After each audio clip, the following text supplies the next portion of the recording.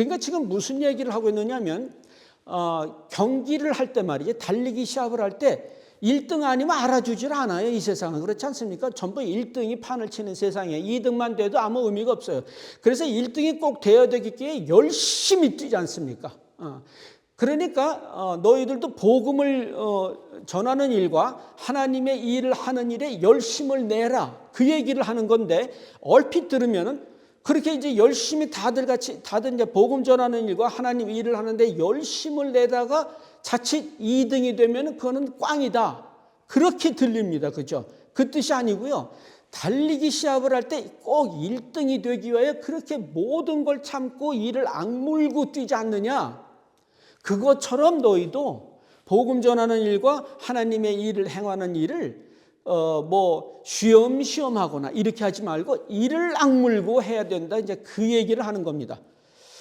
그래서 이제 이렇게 이제 9장을 살펴봤는데 내용은 간단합니다. 사도로서 자유와 권리를 더 많은 사람에게 복음을 전하게 하기 위해서, 더 많은 사람을 얻기 위해서 나의 모든 권리와 자유를 절제하고 제한했다. 그리고 이런 모든 일을 하는 데 있어서 나는 최선을 다하고 내 생명까지 바쳐서 이 일을 했다. 이게 이제 9장의 이제 내용입니다. 세상이 만만치 않은 걸 우리는 잘 압니다. 여기서 설교가 끝나면 얼마나 기분이 좋으며 모든 것이 명쾌하겠습니까? 그런데 사도 바울은 하나님의 명령 따라서 이거를 기록했는데 우리가 생각하는 것보다 더 깊은 메시지가 있습니다. 그거 찾아내야지 의미가 있습니다.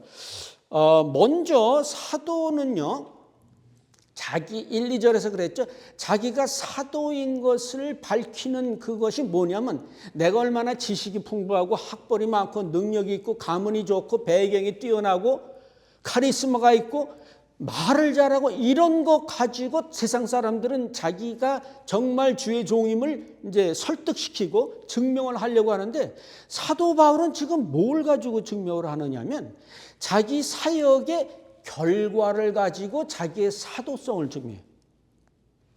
자, 그렇지 않는 이유는 뭐냐는 거죠. 분명히 다른 사람처럼 나도 말이야 대단한 사람이야, 이거 왜 이래, 하나님께서 쓰시는 사람이야, 그래서 이렇게 승승장구 잘 나가고 있어, 이거 왜 이래, 그러니까 내가 사도인 것을 너희들도 인정할 수밖에 없지 않겠어, 이렇게 말을 하면 좋은데 그거를 하지 않습니다. 그러면 사도 바울이 다른 사람이 자랑하는 그런 대단한 그 어떤 것이 없어서 그러느냐면, 사도 바울도 사람들이 자랑하는 그런 조건이 남들 못지 않습니다. 우리 고린도후서 11장 볼게요. 16절 거기 있죠. 내가 다시 말하노니 누구든지 나를 어리석은 자로 여기지 말라. 만약 그러하더라도 나로 조금 자랑하게 어리석은 자로 받으라. 세상 사람들이 자랑하는 그런 조건을 자랑한다는 것은 되게 어리석은 일입니다. 이를 사도 바울은 배설물로 여겼다고요. 그런데 니들이 자꾸 그거 따지고 앉았으니까 그럼 나도 그 어리석은 축에 한번 껴볼게. 잠깐 어리석어질게, 이렇게 얘기를 하는 겁니다. 여러 사람이 6절 18절에 육체를 따라 자랑하노니 나도 자랑하겠노라. 그래놓고 22절에 저희가 히브리인이냐 나도 그러하며, 저희가 이스라엘이냐 나도 그러하며, 저희가 아브라함의 씨냐 나도 그러하며. 고린도후서 11장 보면요, 사도 바울이 얼마나 잘난 어떤 육신적인 조건을 다 가지고 있는 것을 쭉 나열을 하고 있는데, 결론은 그렇습니다. 다른 사람처럼 사도 바울도 보통 깐깐한, 보통 그 월등한 조건을 다 가지고 있음에도 불구하고 그것을 자기의 사도성인 것에 증명하는데 사용하지 않습니다. 이거를 왜 그거 사용하면 참 좋잖아요. 그렇지 않습니까? 탁 벌써 한마디만 하면 먹혀 들어갈 텐데 그런 것들을 전부 빼고 왜 다른 것 가지고 사도성을 증명하려고 하느냐? 그러면 그거 가지고 증명하는 게 뭐가 잘못됐느냐? 고린도후서 9장. 이게 지금 보시죠. 9장 9절. 내게 이르시기를 내 은혜가 네게 족하도다. 이는 내 능력이 약한 데서 온전하여 짐이라 하신지라. 이러므로 도리어 크게 기뻐함으로 나의 여러 약한 것들에 대해 자랑하리니 이는 그리스도의 능력으로 내게 머물게 하려 함이라. 그러니까 그 사람들이 자랑하는 그 어떤 조건들 있잖아요. 이것이 주께서 능력으로 함께 하시는 일에 방해가 된다는 겁니다. 자기가 강하고 자기가 잘 나가고 했을 때는요, 그리스도께서 빛나지 않고 자기가 빛납니다. 그래서 자기는 못나고 능력이 없고 약해져야만 그때 가서 하나님의 능력이 강하게 나타난다. 그래서 자기는 그런 육체적인 조건을 배설물로 여기고 있다. 이 원리는 굉장히 심각한 원리입니다. 제가 어디를 가든지 이 원리를 설명하는데 들을 때만 조금 이해가 되는 것 같아도 절대 생각을 바꾸지 않는 것을 우리가 이제 보게 됩니다. 아무리 얘기를 해도 그게 아닙니다, 그게 아닙니다, 그게 아닙니다 얘기를 해도, 그리고 성경이 그 얘기를 그렇게 많이 함에도 불구하고 우리는 그래도 기왕이면 박사학위 가진 사람이 좋지, 영어하고 한국말 동시에 할 수 있는 사람이 좋지, 그래도 인물이 훤하면 좋지, 꾀죄죄하면 그 보기에 좋겠어? 자꾸 이런 걸 절대 그렇지 않다고 지금 성경이 얘기를 하고 있습니다. 오늘날 교회들은 맨날 그것만 추구합니다. 그래가지고 어떻게 됐냐고요.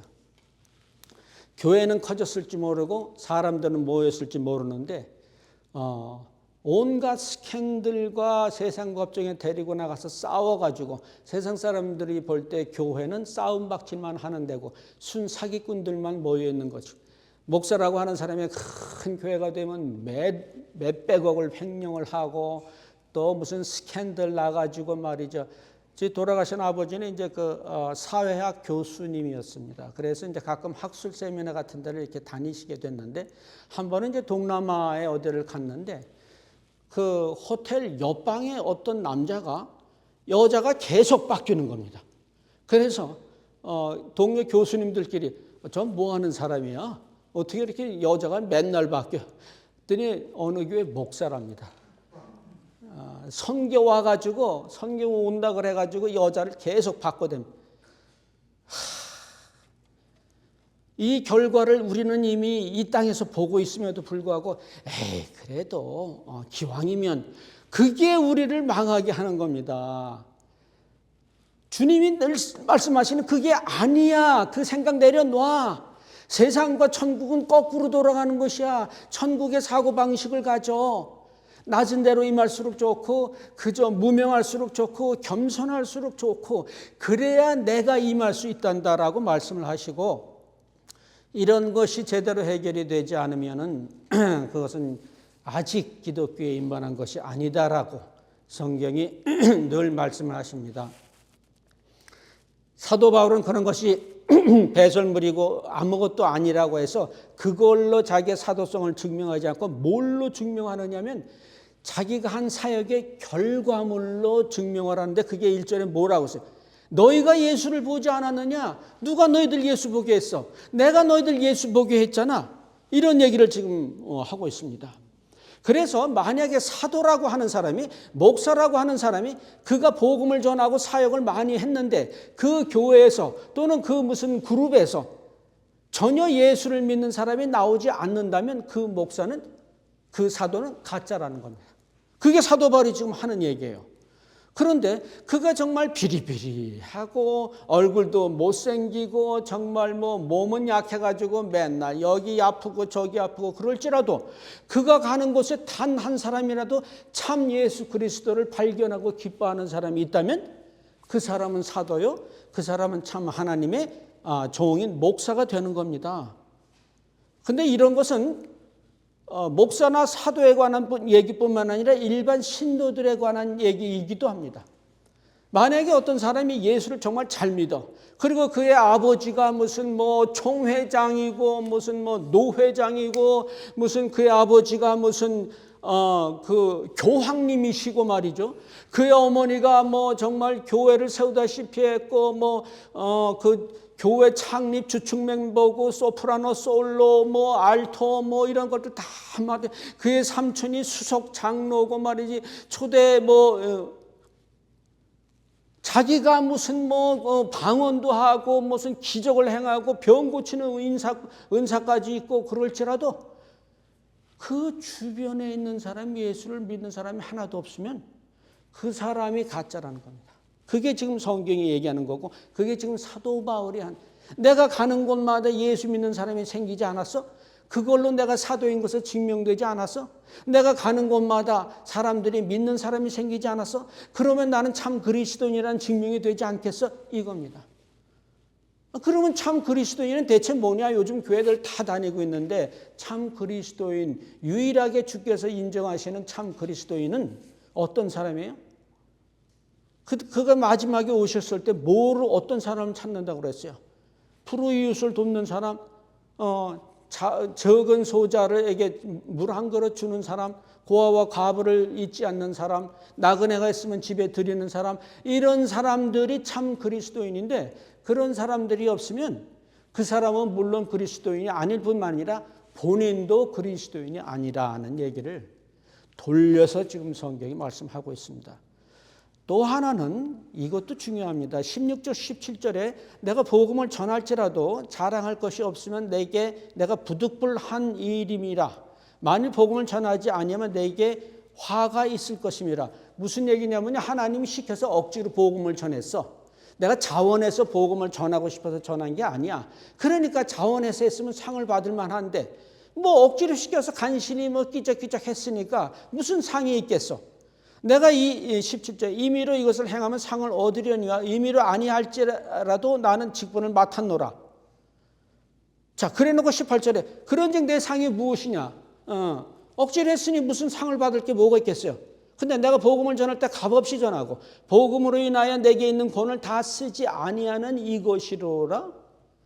이게 또 말이, 자, 만약에 사도가 자기의 권리를 다 행사를 해가지고 사람들이 그를 존경해서 그들이 존경하는 것이 내 상이다.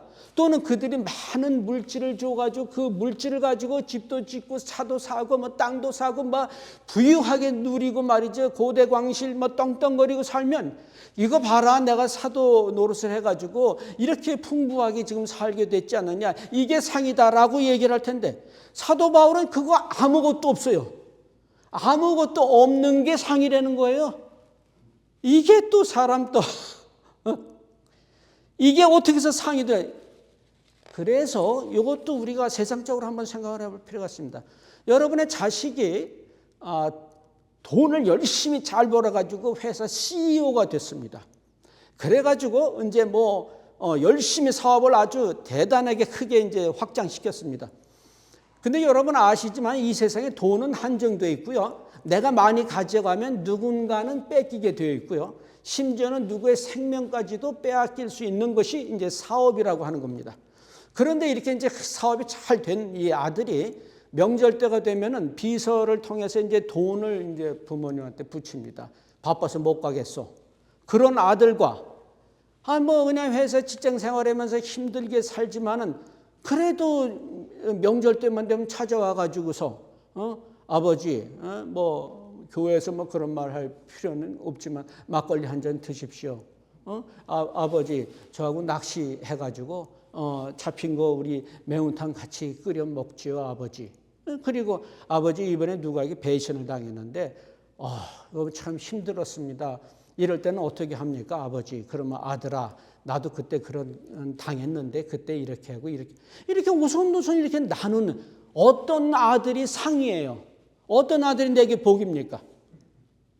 그겁니다. 어떤 아들이 공부를 되게 잘해가지고 하버드 법대 들어갔습니다. 그래가지고 아빠가 말 시켜도요. 아빠 나 바빠. 공부해야 돼. 왜 공부해야 되는데 방해해? 이래가지고 열심히 공부만. 근데 가만히 보니까 얘가 공부에 미쳐가지고 공부가 우상이 돼가지고요.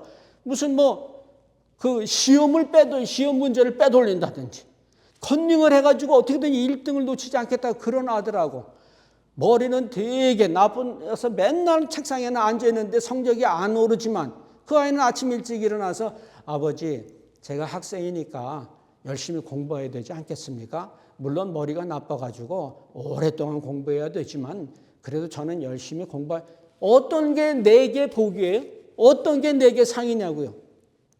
세상적으로 잘 나가는 것이 상이 아니고요. 무엇이 상인지를 확실하게 아셔야 됩니다.